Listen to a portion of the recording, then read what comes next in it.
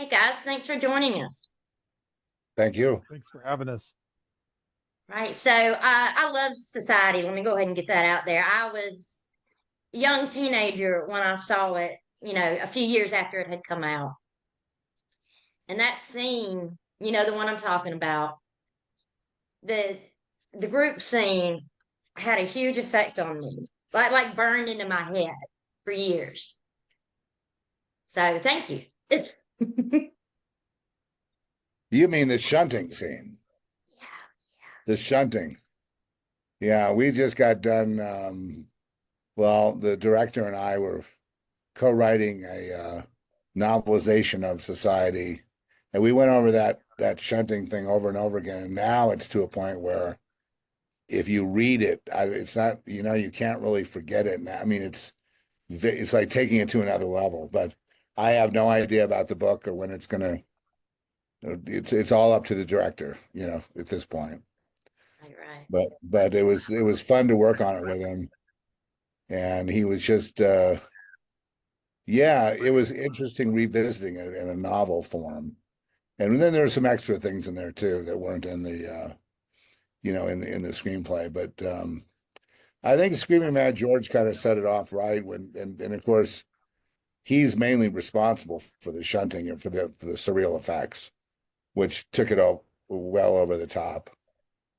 I Yeah, remember, yeah, I remember sitting around in a meeting with everybody, and he's, laughing about pulling a guy inside out, like just pulling him inside out. And I'm just like, God, this is great, this is amazing.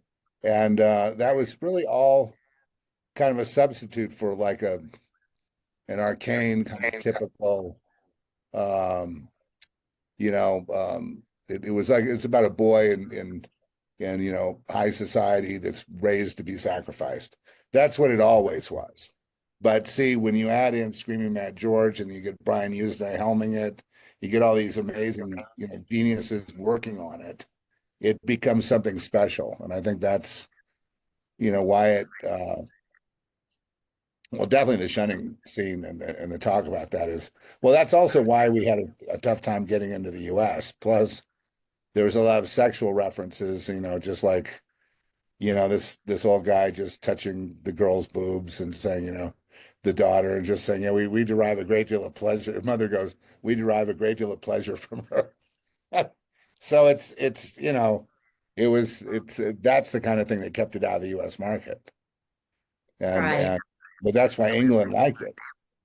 It was the strangest thing. But I mean, I was really happy to find that audience. I didn't know. I was feeling I remember we screened. It's interesting. Cannes is going on right now. Cannes and this Cannes film market where indie films are films are bought and sold, and also the Cannes competition.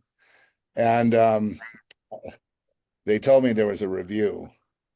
So in those days we didn't have phones or anything. I just was down at the corner getting the Variety, wanting to look it up, and see, well, what do they have to say about Society, having to screen it there.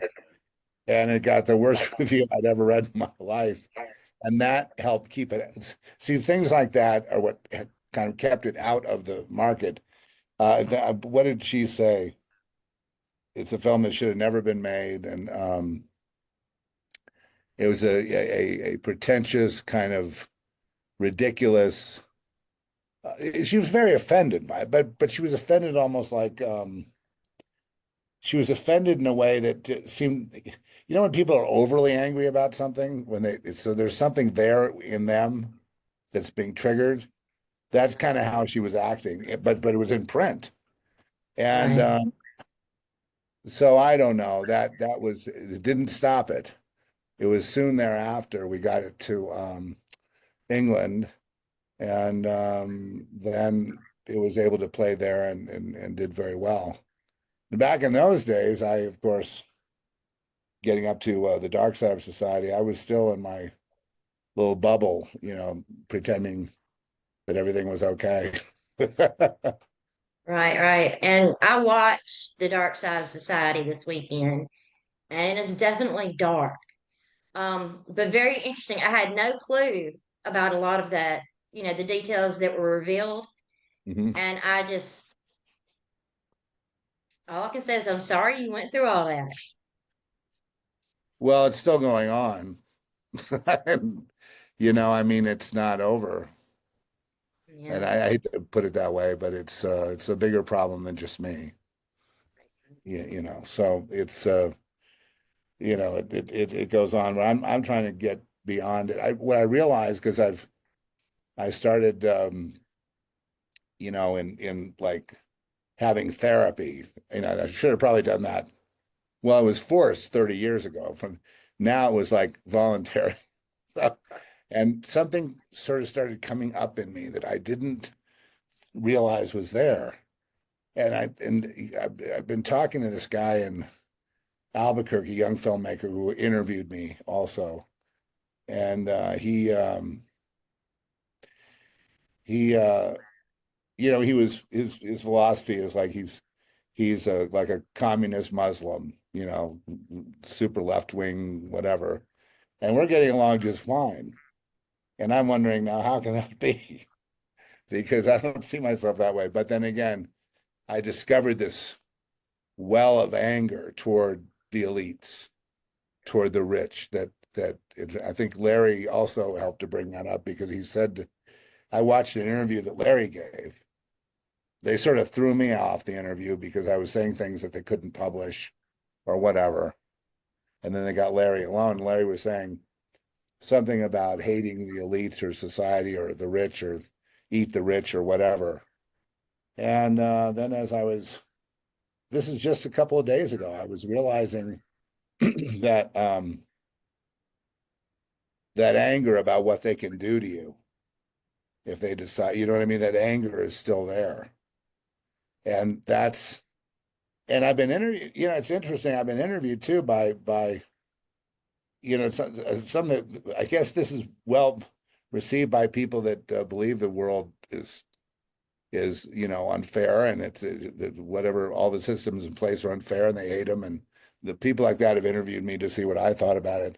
I didn't realize I had confusion in that area because I was raised in this privileged environment, yet I hated them. I mean, I grew to hate them. I didn't realize I still was harboring. I'm sorry, Larry. This is not therapy. I know. I nod off to Larry here. Let him chime in because Larry and Loris were really the masterminds between, of coming up with this idea of this documentary. Right. And but it uncovered a lot. I mean, it was like going through a psychological, I don't know what you would call it. Just it was really, healing in a sense. But a lot of stuff I think, okay, I'm sorry I'm hesitating and stuff, but I think what we try to do is get everything set in our minds and set so that we can live, just put everything in its place and then carry on.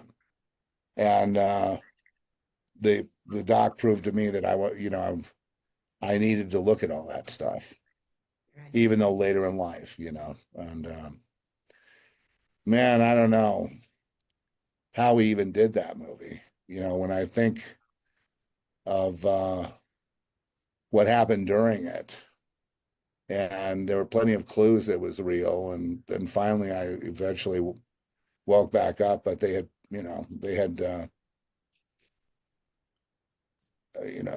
forced me to think that there's no such thing as anything like what I was saying. And so I said, great, okay, I'm sick. And so I'm free. I'm nuts, I'm free. You know what I mean? It's like, okay, so nothing exists. I just made it all up. And everybody's a good guy except for me. The great, I don't care. As long as it's not real, I'm okay with it. And so that's how twisted it got. And then I don't know. Larry, you want to save me here?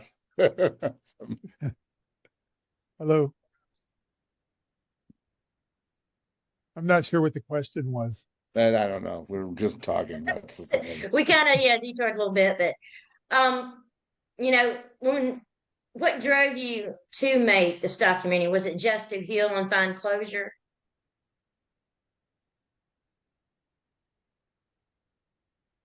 That for Zeph, No, it's for you. but it's the documentary's about you to heal you and finding closure, Well, etc. I agreed to do it because I just, when Laura, our producer, he suggested it, and then I was like, I don't know, I just agreed to do it. And then Larry agreed to direct it, and and he shepherded. I mean, he did the hardest work of bringing it all the way home, all the way through all that, and then dealing with me and all my problems, and then he's trying to keep his own life straight, and there's a lot of issues here that are just triggering. They'd be triggering to anybody. Right. Is this the world we live in? Well, if that's true, then we're all nuts. Well, it's just the inmates are running the asylum. It's over. It should never been started. And why even get out of bed? Right. So there is that. But from that came it was the first thing I wanted to write when I returned to LA and I tried to figure out what happened or what was happening.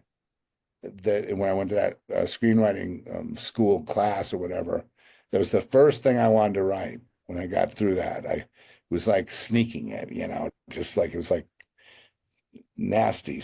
I shouldn't be doing that. I felt guilty. And so I knew there was something, something was going on with it. And eventually, I got toward the end of where they were going to sacrifice the boy, and then I started flipping out. And then I found an old schoolmate, Rick Fry, great writer, in working in a place where they transcribe documents to computer, and he was working in there on that the woman that owned it, her script. And then I said, how are you doing since school? Take a read of this. I need help with this third act because I'm going insane. And then he read it. He wanted it, and then it was great because I mean she didn't like it because he quit working on her script and started working on this. And he really helped to kind of stabilize me. He actually prevented me from committing suicide at one point Mm. by making a joke. He said, "You're over 30, so it wouldn't count. If you want to kill yourself, you got to be like 19, It's, what I mean? It's like 30 doesn't really work. You've waited too long." And it was such an absurd thing to say and I admit I didn't, I didn't go further as to why I got into that state of mind, but he was a good friend and he was dealing with me. I used to drive him around Beverly Hills and show him where things happened. And I just would keep rechecking his face to see if he believed anything I was saying. And I don't think he did. He was more of like I tell people, a scientific kind of mind, more of an analytical mind. And that's why we're such a good combination. I'm more emotional. He was more intellectual in that sense and more academic, I guess you would say. Right. And Okay, like, I'm sorry, go ahead. I was just going to say I loved working with him. That's wonderful. Larry, what was the most challenging aspect of making this documentary?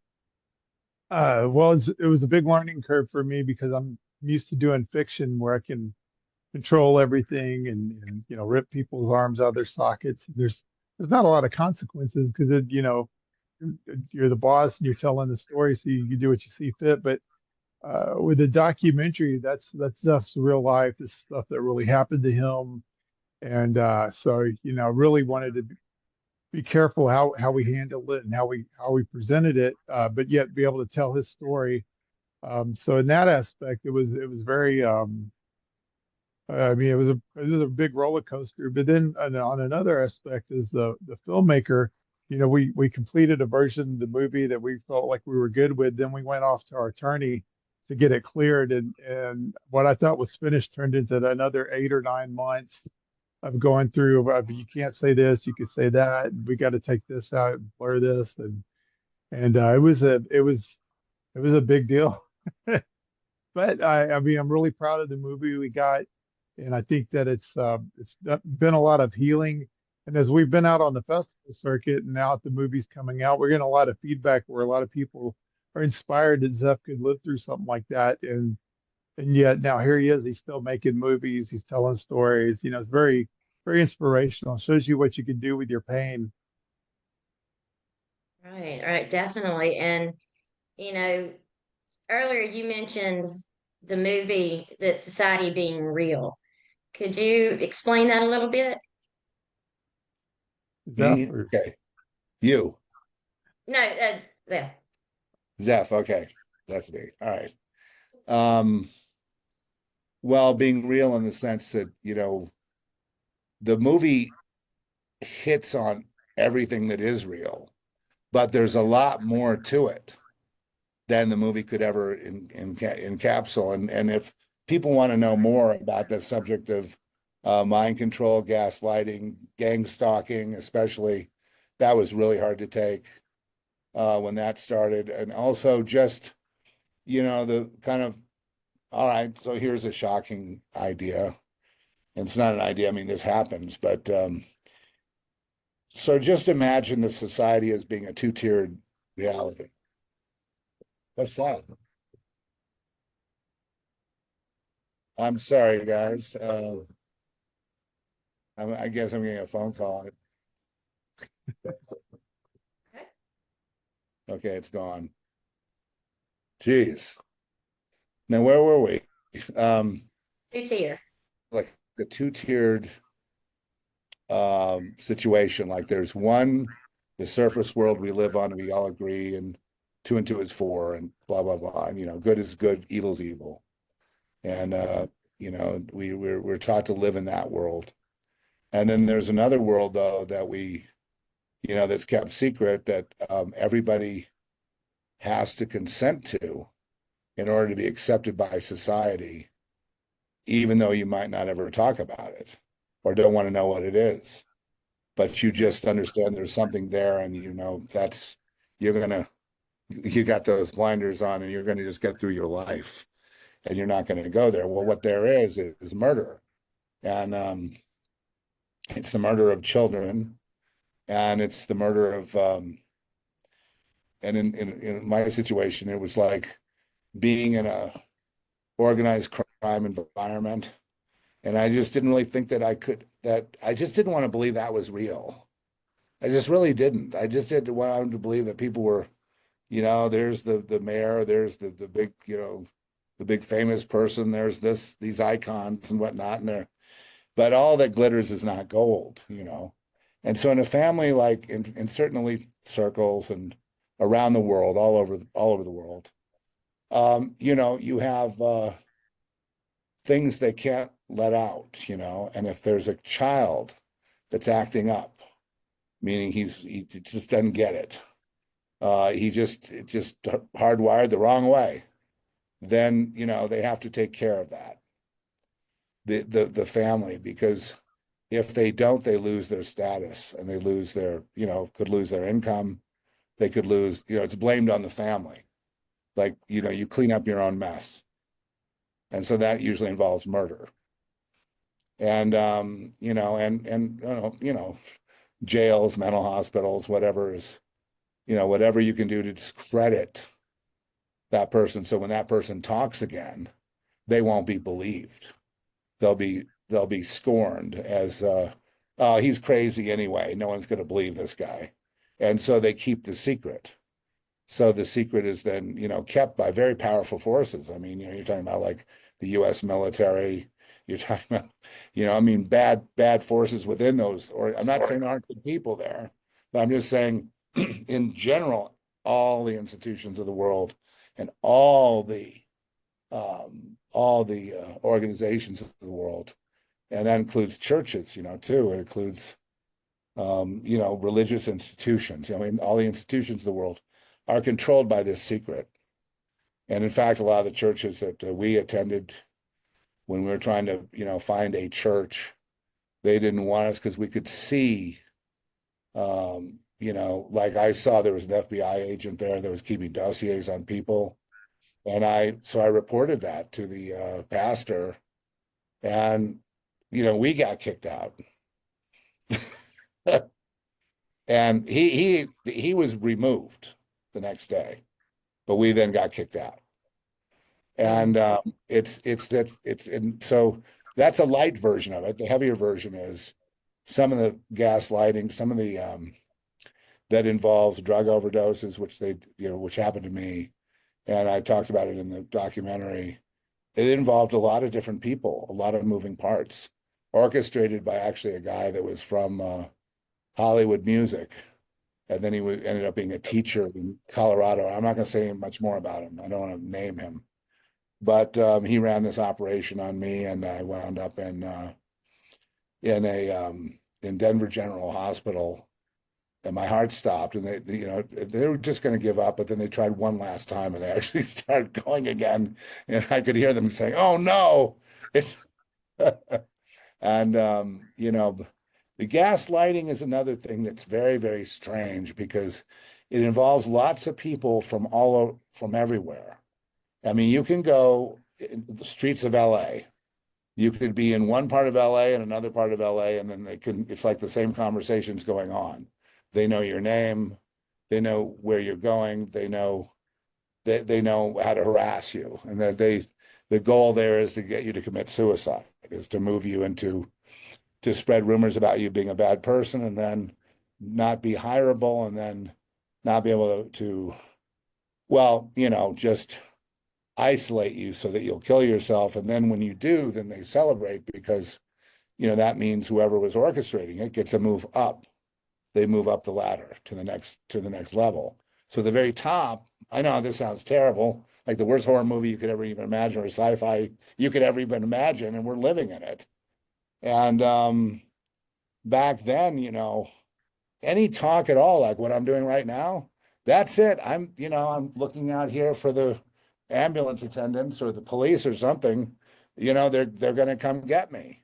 And and I didn't have anything that was a teenager, and they're doing all this to me.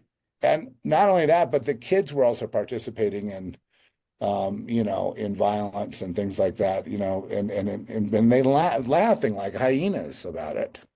And also they're all kind of psychically linked. How, I don't know. It's just, I guess you join this thing and you get superpowers of some kind, but it's all under control. And I'm really really saying some things here, but so they can come at you, as it's we call it gaslighting, but they can come at you from different angles. Like I remember flying to Maui to a writers' conference there, and we were in a hotel trying to get a restaurant seat, and we were at the bar and having to wait for the table. I remember this very vividly. The bartender puts everything down, walks right up to me, like right in my face, right in my face. And he goes, "We know who you are." So, and because of the magnitude of the family that I had come from and all that and the circumstances, you got more of well, they were having, like I said in the film, they're everywhere. And so you could say who's to blame, or what, what the advice is from a parent, okay, to their children is, you need to accept it and make the best of it, like we did. Right. And like your grandparents did. Yeah. Like your grandparents did. And anybody that makes trouble will be dealt with. So, but it doesn't only involve that, like evil and pursuing people that don't, join the club and all that. That's not really it. There's like other worlds beyond this one. And they're almost coming at you from another world. And that world involves advanced technology and all kinds of things that we don't know about, that they've kept from us. And different history even of humans. And I could see with my own eyes that that's true. And what they're doing, like, have you ever heard about like the UFO researcher who came across something that he was going to explain to the public and it just wasn't there anymore. Okay. Yeah. That's exactly it too, on a level that's easier to digest. Right, And right. yeah. That's scary. Well, because people accept this.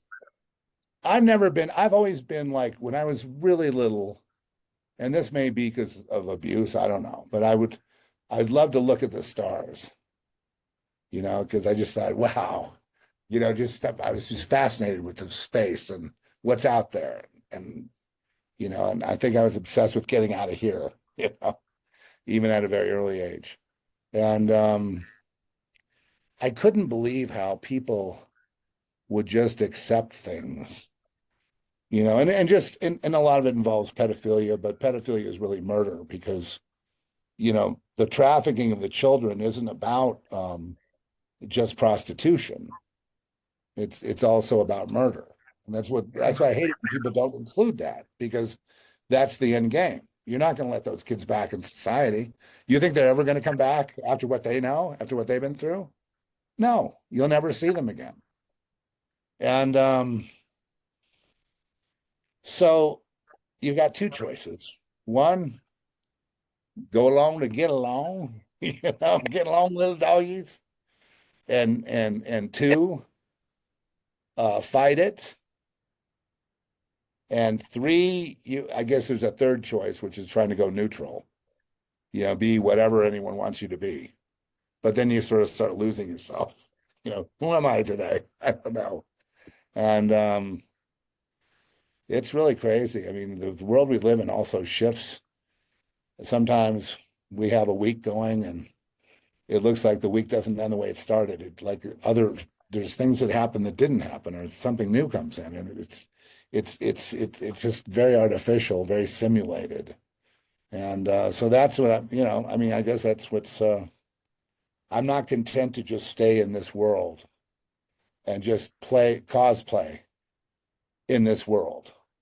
And that's it. And that's what drove me to be and I consider movies and horror movies, all movies, but movies, to be the greatest art medium, the greatest communication medium of all time. Right. I'll agree with you on that. Larry, did you feel nervous or worried after making this documentary? Hmm. That's a good Uh, question.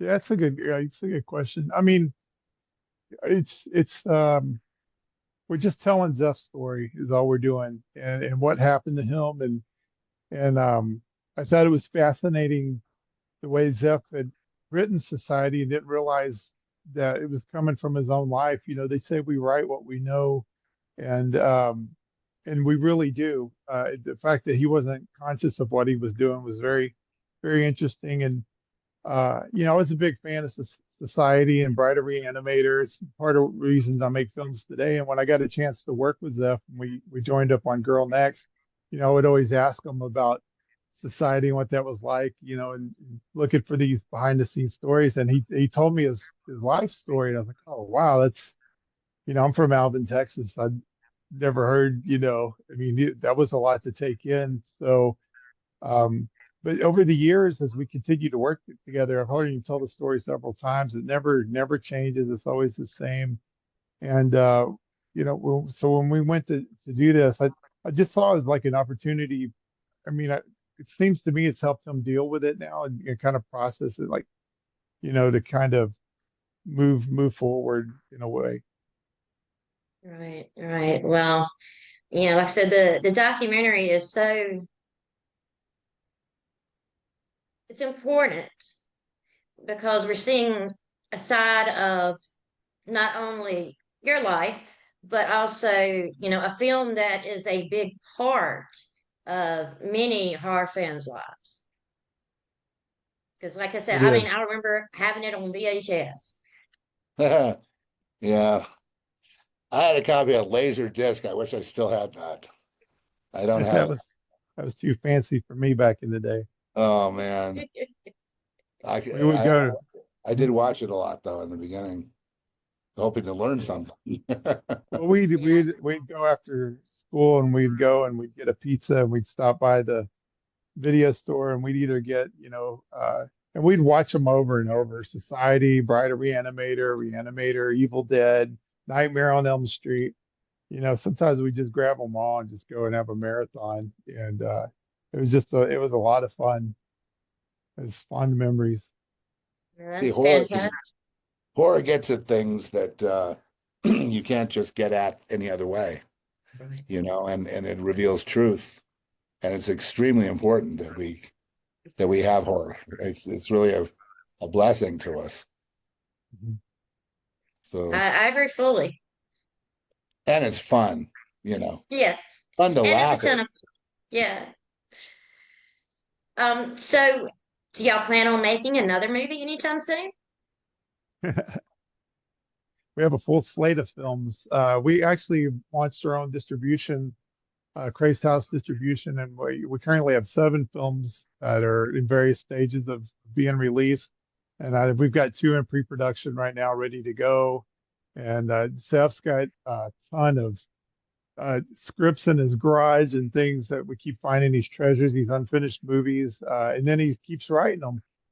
His latest one, Season of the Boar, is pretty cool. So I'm looking forward to making that one. Well, that's fantastic. It's good to hear that, new ideas and fresh ideas and things that need to be discussed are still coming out in horror films. It's not just some cardboard, cut out kind of thing. It's, there's that passion there. And the other thing is humor. It's always like you have pathos. Okay, the world's a sad situation, so there's pathos.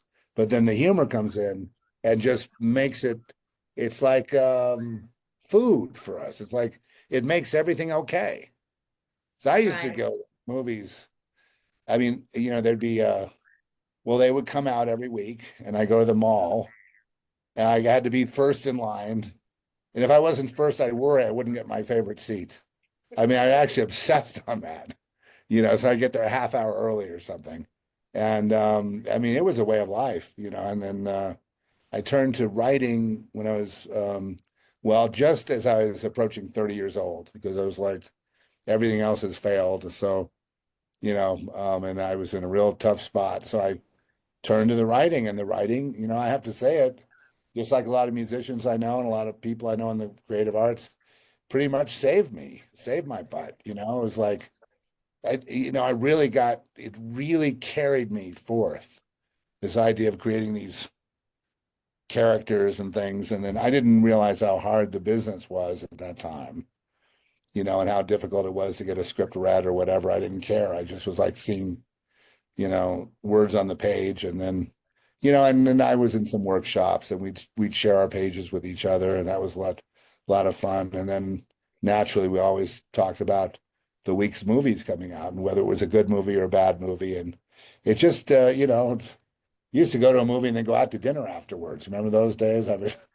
that was like a perfect evening, and so I don't know where it's headed, but they make a lot of content, so I get, it's here to stay, but it's you know it's changing, right?